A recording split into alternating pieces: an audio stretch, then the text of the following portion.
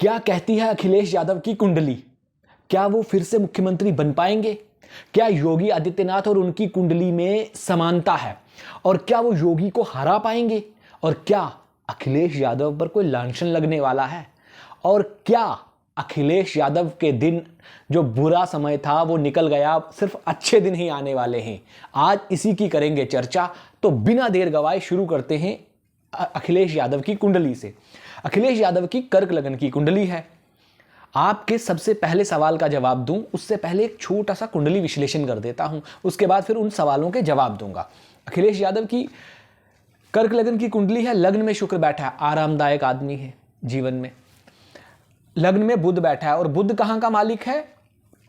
तृतीय घर का और 12वें घर का। 12वें घर का मालिक और तृतीय घर का मालिक जब लग्न में बैठ जाए तो जीवन में समस्याएं ही समस्याएं पैदा कर देता है। लेकिन साथ में शुक्र बैठा है, इसलिए अच्छी बात है। इसके बाद सप्तम स्थान में पत्नी के घर में बृहस्पति बैठा है, मतलब बहुत अच्छा। पत्नी साथ देने वाली, साथ निभाने वाली, जीवन में आगे बढ़ाने वाली, कुटुंब का ख्याल रखने वाली, हर एंगल से सही है।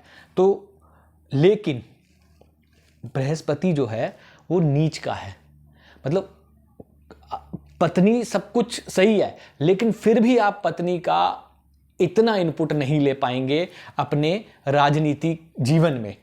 उसके बाद राहु बैठा हुआ है छठे घर में, मतलब अखिलेश यादव के पास विचारों की कमी नहीं है।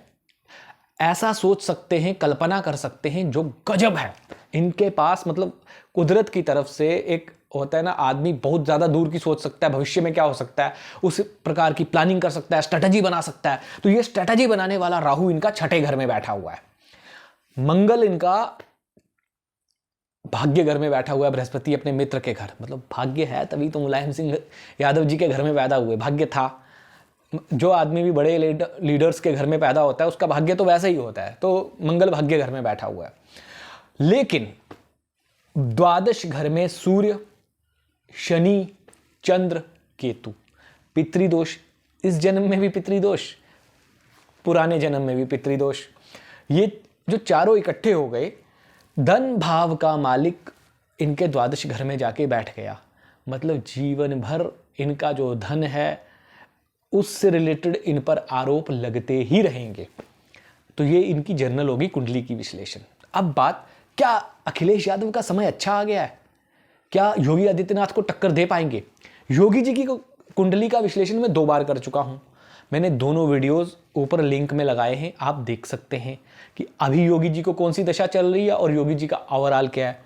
योगी जी और अखिलेश जी को इस वक्त चल रही है केतु में गुरु की दशा। ये गुरु की दशा अखिलेश यादव के लिए सोने पे सुहागा थी, बहुत शानदार, क्योंकि उच्च का गुरु लग्न में देख रहा था, गुरु पराक्रम स्थान में देख रहा था, गुरु लाभ स्थान में देख रहा था। गुरु अखिलेश यादव को गजब ही कर रहा था, मतलब अद्वितीय फल दे रहा था। ये खत्म कब हो रही है? 19 तारीख को।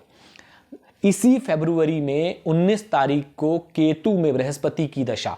एक तो केतु कहते हैं, केतु और बृहस्पति की दशा जब आती है ना तो आदमी जितनी कल्पना नहीं कर सकता उससे कई गुना ज्यादा देती है, मतलब इतना दे देती है।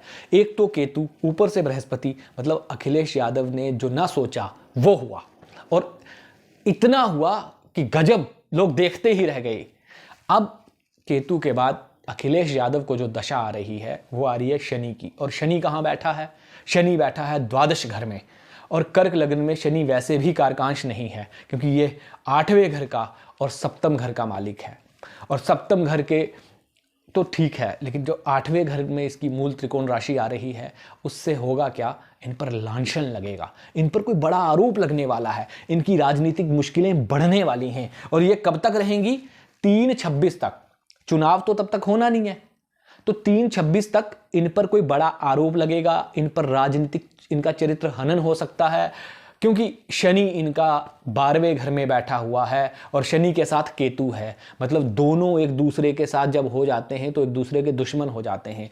अंतरदशा और महादशा, और शनि न्यायाधीश भी है। तो ये समय अखिलेश यादव जी के लिए अभी कुछ दिनों में पलटने वाला है। एक आध साल अखिलेश यादव जी के लिए अच्छा नहीं है, लेकिन उसके बाद अखिलेश यादव जी का समय अच्छा है। लेकिन क्या ये मुख्यमंत्री बन पाएंगे? अब अगला सवाल जो आपसे बात हुई थी मेरी, जी योगी आदित्यनाथ और इनको उसके बाद एक जैसी दशाएं हैं।